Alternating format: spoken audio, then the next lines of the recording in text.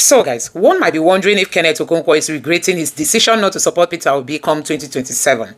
We all know that Kenneth Okokwo said he will not support Peter Obi in the next presidential election because Peter Obi is not that vibrant and radical to be able to chase out the kind of politicians we have in the APC. That he needs a more radical kind of, candidate. And after that statement, we saw that Kenneth Okokwo met with Atiku Abubakar. The question remains, does he want to support Atiku Abubakar? Now, Kenneth Okokwo was on Channels Television and he granted an interview. This is the headline of that interview that Kenneth Okokwo granted. The headline says, Coalition's presidential ticket open for both North and South. Does it mean that Kenneth Okokwo wants Atiku to run, or is there any other northerner that he wants to support? For him to say coalition presidential ticket is open for both North and South. This is after Buhari's 8 years as president. Kenneth Okokwo is supporting that a northerner can still come in to become president. So guys, I'm just going to allow you to take a look at this interview session granted by Kenneth Okokwo on Channels Television. But before then, the coalition, which Kenneth Okokwo is part and parcel of, they went to INEC to register for a political party. And guess what? There was a very big blunder in their application letter. Just take your time and watch this video to see how Arise TV crew have analyzed what happened, because this video has been trending on the social media. Take your time, watch it, and let me know your honest reaction in the comment section below. Now take a look. Before we begin what's trending, let's highlight some rather disturbing news. The Bayelsa State High Court Judge, Justice Umukoro, was kidnapped over the weekend by gunmen in front of a popular eatery in Yenagoa. The incident occurred around 7 p.m. on Saturday night. Justice Umukoro was with his 2 daughters and had stopped to buy bread when the kidnappers, who eyewitnesses described as masked armed men in black combat attire, resembling police or DSS operatives, attacked. Here is a video of the incident. They should not see you. My phone is, my car is tinted. Okay. You can't fix now. Why you on it? Why you off the car? Oh man, this is serious.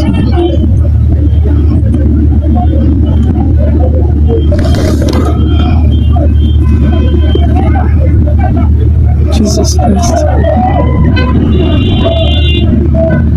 This is quite scary. Well, according to eyewitnesses, the gunmen reportedly trailed the judge and forcefully dragged him into their vehicle and drove off. Well, during the struggle, the judge's mobile phone and a pouch containing his identity cards, ATM cards, and national ID card fell along with 2 mobile phones belonging to the abductors. A passerby reportedly picked up the judge's phone and handed it to the police. The motive for the abduction remains unclear, and no contact has been made with the judge's family nor ransom demanded. Justice Umukoro is known for driving himself without security details while off duty and was a former state chairman of the Nigerian Bar Association. The Bayelsa State Police Command has confirmed the incident and initiated a discreet investigation. I mean, we had our correspondent Theophilus Agidi also cover the story. I believe that he even spoke with some lawyers in that area, and I think that they said they're down in tools and they're going to go out to protest. This is so scary. I believe you even said that you were in Bayelsa State over the weekend as well. But this is what we're seeing in Nigeria. Over the weekend, at least 71 people were killed in several states across the country.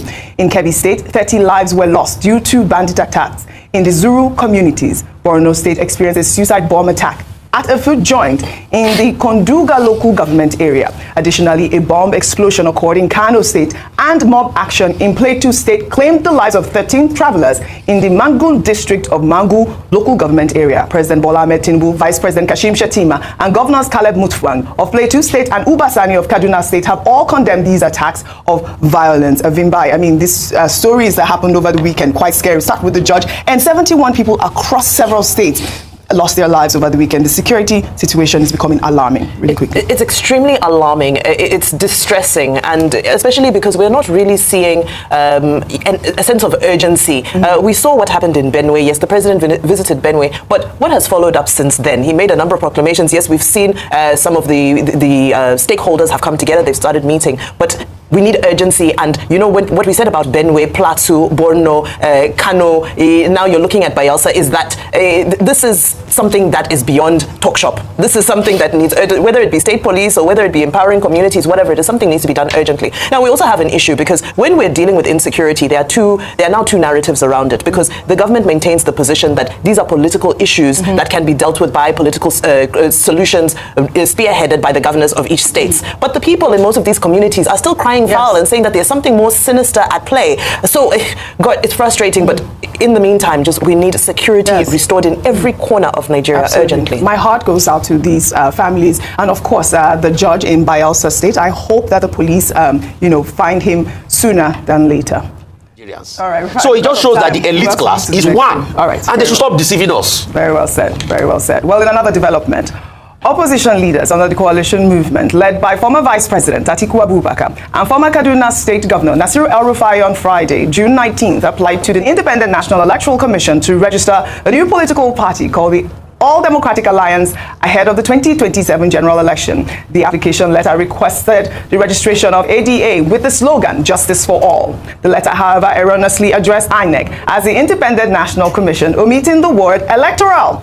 This clerical error has raised concerns about the validity of the application, as Nigerian electoral law requires strict procedural compliance for party registration. The letter was received by INEC on June 20th, but it remains uncertain if INEC will accept the application as is or request a corrected resubmission. Meanwhile, the coalition has released a campaign advertorial for the party. It's trending all over social media over the weekend, Dr. Abati. But let me take Festus Keyamo response to this registration. And, his tweet reads in part, he wrote, if they are thinking of recreating what the APC did in 2013, then this is nothing but a pedestrian joke, a complete mockery of the seismic political coalition that birthed APC in 2013. A few individuals exercising their constitutional right to form a new political party cannot be described as a coalition or even a merger. This is not different from several political associations springing up every day for the same purpose. After all the razzmatazz has been by, it boils down to the fact that a new political party is just attempting registration by a few Nigerians.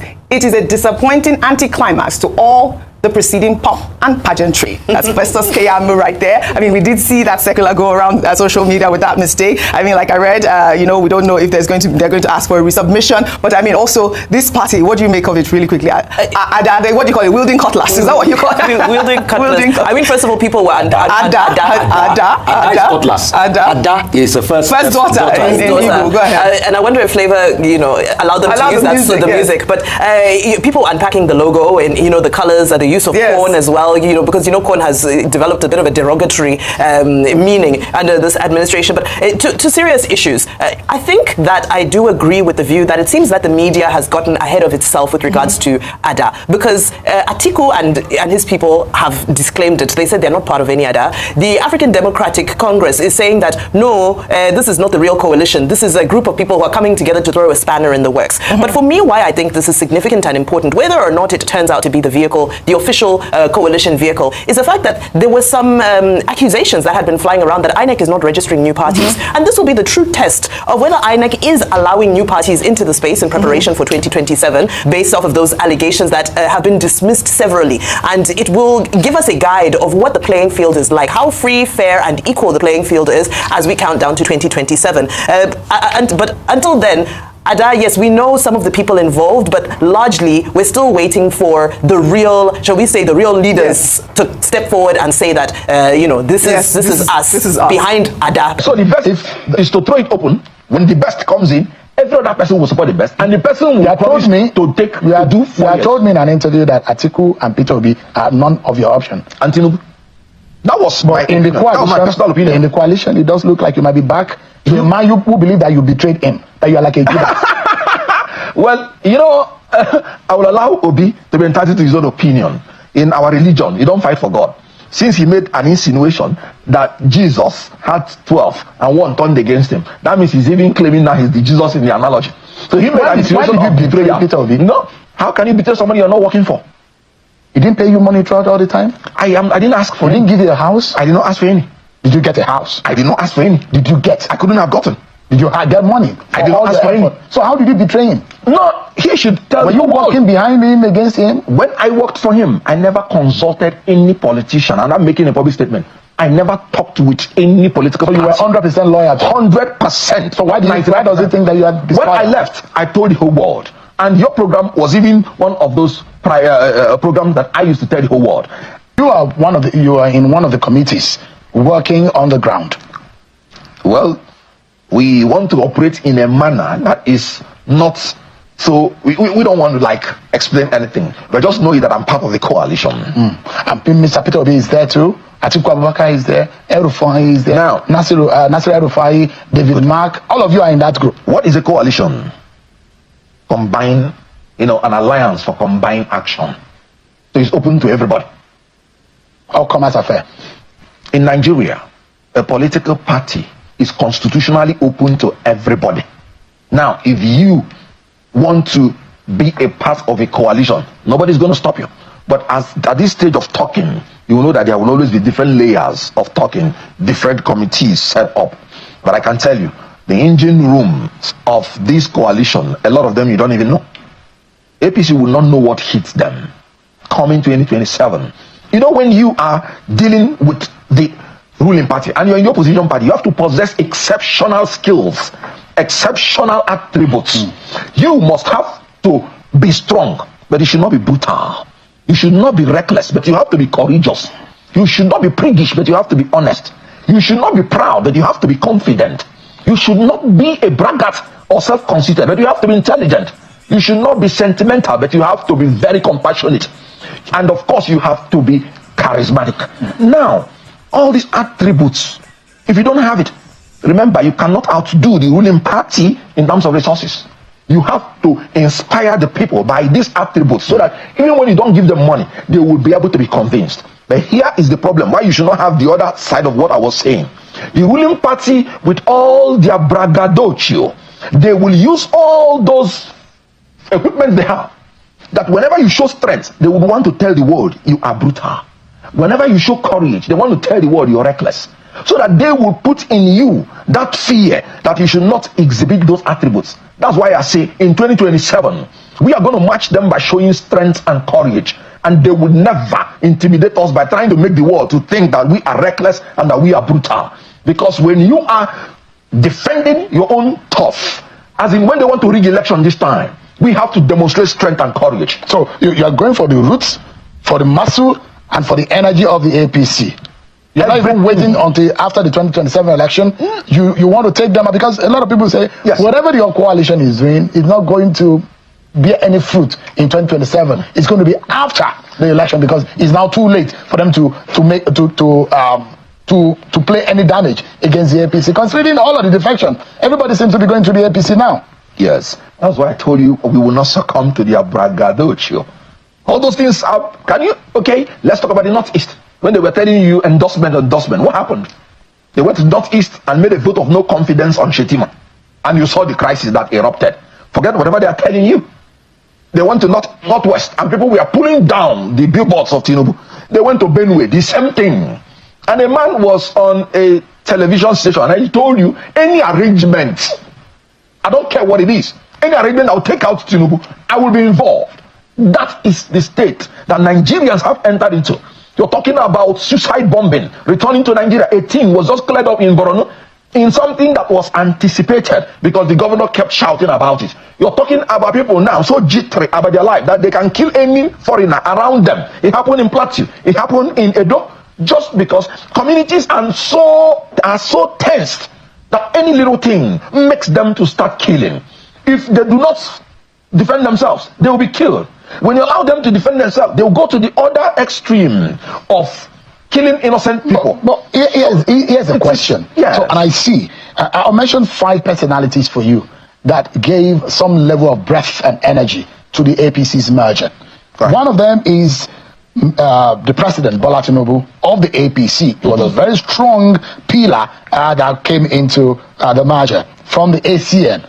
You talk about Atiku Abubakar, who was emerging from the PDP. You talk about Rotimi Amechi, who was also emerging from the PDP, an aggrieved man in the PDP as the governor of Rivers State at the time. You also will talk about someone like Bukola Saraki, who was also in the PDP, who came into the APC.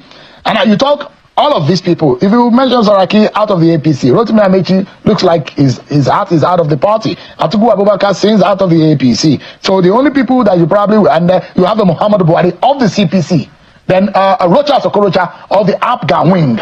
Now, all of these people who understood how APC was formed are now part of the coalition. Would you say that knowledge, that understanding especially of Bola Tinubu politics, is enough this time around? Now, people were not in dire strait when you were talking about as they are in now. Things have gone so bad. Now what we have in Nigeria today is the people of Nigeria against APC, the ruling party. It was not that bad during Goodluck Jonathan's time. It was the sentiment of zoning. It was the sentiment that Yar'Adua died in office. It was the sentiment that we would not allow Yar'Adua's death to be used against us. So there was a kind of sentiment flowing then. The economy was good. The GDP then was $500 and something billion. Today, the GDP is about $100 and something billion.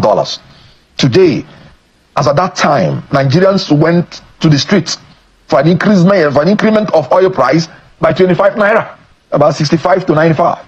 Today, under Bola Tinubu, we are paying 1,000 naira per liter, almost. And so, as at that time, it was the elites against the elites. But now, it's the people of Nigeria against Tinubu. And that is why a man is telling you any arrangement. Who was that? I'm talking about the former governor of Jigawa State, Lamido. Sule Lamido. Yes. Well, so he has been corrected when he said that Tinubu is a later saint of the June 12 struggle, and that Tinubu supported the annulment, which the president. I don't even know why I don't even know why people say that Tinubu fought for democracy. I don't understand. He was a backer of the Nadeco. Excuse me? From London? 24 hours electricity? Most of the pipe and water flowing freely for you. You're enjoying yourself. In exile. And those ones in exile, they are exiled politicians. But he was also. How can you say he was also on the street democracy with those who on the inside in Nadeco knows the role Bola Tinubu played. Because some of us are not children then. So the businessman supplying money, but you will not allow any personal discomfort on yourself. So you didn't think that when things became Tinubu's role was that significant? When things became so tough in Nigeria, you ran away. He demonstrated how you ran away on television. Then he said he acted like an old man, and then crossed the border. And they're telling me he fought for democracy? How? People died here. Abraham Adesanya was put in jail. Bedbug everywhere in his body. He came out from the jail. He did not run away. And this is a politician that during the regime of Abacha, he ran away. And you're saying he fought for democracy? How? Because the people that were dying, what did they then fight for? Those people that were put in Gulag. A man is enjoying himself, like I always said, in an Owambe, moves in London. And he said he fought for who? I was in Nigeria. I was grown up. I knew the people that fought for me. I knew the people that died for democracy. Those ones I will respect. But they can't tell me that with your money as rich as you are, and that's what most of them will do if Nigeria collapses. That's why the people of Nigeria must hold up Nigeria, must not allow it to fall. Because once it falls, all these pretenders that they fight for democracy, they will not run away. And they will go abroad. You were once a believer of Bola Tinubu. What changed? I will not understand what you mean believer of Bola Tinubu. I was in the same party with him, APC, at a certain point. But he was the leader of the party at the time. He was. If you didn't believe in the party? Yes. I mean, when he became the presidential candidate and picked a fellow Muslim, I left. So if I was a believer of him, well, I would have followed. But if not for that decision, you probably would have been in APC by now, still being in APC. If they had done the right things, which they ought to do, I wouldn't have left APC. But look at it now. I have my principles. Yeah, look at what is going on. The security was degenerating. The economy was going down. And then they now added the fact of nepotism. And then our inclusivity was destroyed under Bola Tinubu. So he even gave me no option. For me, that believes in our diversity, that believes that the Christians should be allowed to perch, the Muslims should be allowed to perch, the North should be allowed to perch, the South should be allowed to perch. As an artist, when I go through, a bed of flowers and I see different flowers with different colors mixing up, it gives me that beautiful aesthetic feeling. I love diversity. Anybody that is cantankerous towards spirit of diversity, I will not support you. But look at it. So guys, it is becoming very clear that Kenneth Okokwo might be running into confusion at the moment, because for somebody who understands that even the Northerners are saying it is the turn of the South, that is the turn of the South. How come somebody who is looking for a better Nigeria, who wants equity, who wants things to be done the right way, how come he's now supporting another Northerner? This was actually the blunder that PDP committed that ruined their party and cost them a lot. I mean, you've seen the level of defection. If the PDP had come together and know that Tinubu, Buhari left office after 8 years, it wasn't an opportunity for any northerner. But because Atiku has his money, the influence is there. The PDP could not resist Atiku's money to like give opportunity for those from the south to, you know, vie for that position. They threw it open, say it could come from the north, it could come from the south. That was the genesis of the collapse of the PDP. The same thing, Kenneth Okokwo is said to be building a political party, and then he's still throwing the ticket open for both south and north, which is what ruined the PDP. That's just to tell you that this is the beginning of the collapse of the coalition. Thank God Obi has separated himself, although they are trying to force him in. But Peter Obi has made it clear with Nigerians that he has not agreed with anybody on any coalition. That the only coalition that is going to support is a coalition that seeks the betterment of Nigerian youths, the Nigerian people. That's what Peter Obi. He's not looking at faces. He just wants to see a better Nigeria. So, guys, let me know what you actually think about what is happening in Kenneth Okonkwo's interview and how he's now a kind of advocating for anybody. I mean, whether you're from the north, from the south, you are free to run for this, position of the presidency. That means it's either it's going to be Atiku or it's going to be El-Rufai. It must not be Peter Obi. It must not be Amechi. It could just be anybody. Anyway, Peter Obi has told us that he is not part and parcel of any coalition. He has not agreed with anybody. He was just invited to that coalition gathering, which he attended and contributed his own portion by, being the person that spoke in that meeting about the need for a new Nigeria. But we are watching all this as, more things unfold to see how it's going to go. But I think it's really a bad start for the coalition to have committed this blunder, this typographical blunder, for them to have omitted a word that makes INEC not to be what it's supposed to be in that application letter. Anyway, let's see how INEC, that is already looking for faults where there is no fault. This one, there is a big fault. Let's see how INEC is going to react to that. But I tell you, it is really so sad to see how things are going in this country. And it's so sad that, what's his name again? Kenneth Okokwo can boldly come out to say he's not going to support Peter Obi. You see, that's why they will tell you that Igbo people are the problem of themselves. He will boldly come, and you can't see a northerner dare say that. Neither will you see a Yoruba man dare tell Tinubu that. Anyway, let's see how all this is going to unfold. Let me know your thoughts in the comment section below. Please don't forget to subscribe to the channel and turn on the notification bell. Thank you.